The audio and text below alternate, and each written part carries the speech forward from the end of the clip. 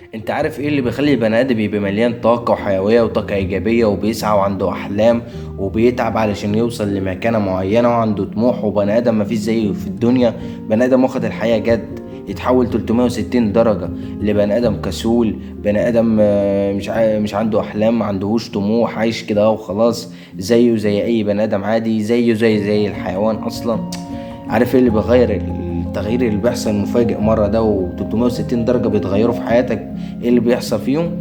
بسبب انك انت بتحط نفسك في دايرة مش دايرتك. يعني انت بني ادم ايجابي، بني ادم عندك طموح، بني ادم عندك احلام، تقوم انت بتحط نفسك في دايرة.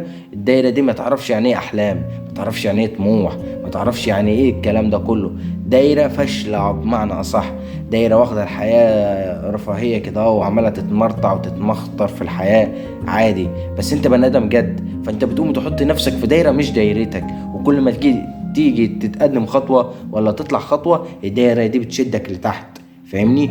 فانت ليه بتحط نفسك في الدايره دي؟ فانت ما تحطش نفسك في الدايره دي. اقول لك حاجه بمعنى صح، مفيش حد هيسندك لو انت كنت حاطط نفسك في الدايره دي علشان في وقت الشده يسندوك، هما مش هيسندوك. اقول لك كمان الامر، مفيش حد هيديلك حاجه من جيبه. لما تيجي تحب تتجوز مفيش حد يديك فلوس ويقول لك يلا تتجوز يا عم. لما تيجي تحب تخرج ولا تاكل اكله نظيفه ولا تروح مكان نظيف، مفيش حد يديك فلوس ويقول لك اطلع يا عم اتمرطخ وتبرطع براحتك يا عم. مفيش حد يعمل معاك الكلام ده. كل واحد يلا نفسي. بس كل واحد فينا مش عايز يشوف التاني احسن منه، كل واحد فينا عايز يكون هو محور الكون وهو اللي بيدي الاوامر والناس اللي تنفذ. فاهمني؟ فانت لما تيجي تحط نفسك في دايره فاشله ودايره ما عندهاش احلام ولا طموح وما تعرفش يعني ايه اصلا احلام وطموح وتحط نفسك فيها، فانت بالتالي هتبقى زييه من عاشر القوم 70 يوم بقى منهم.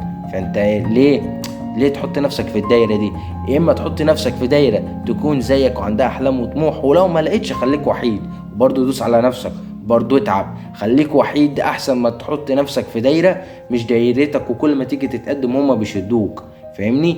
فانت حاول تحط نفسك في دايره شبهك، وما لقيتش خليك زي ما انت، وان شاء الله ربنا هيرزقك يعني باللي شبهك، بالصحابه اللي شبهك، بالصحابه اللي عندهم احلام وطموح زيك.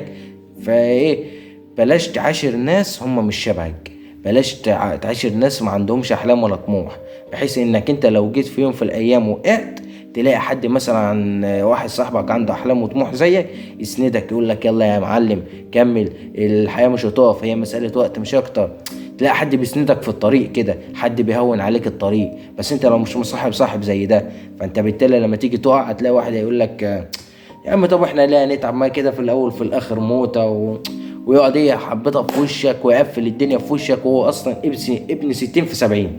طب وليه احنا نعاشر الناس زينا؟ ليه ما بنعاشرش؟ كلامي صح؟ كان معاك يوسف مؤمن، سلام.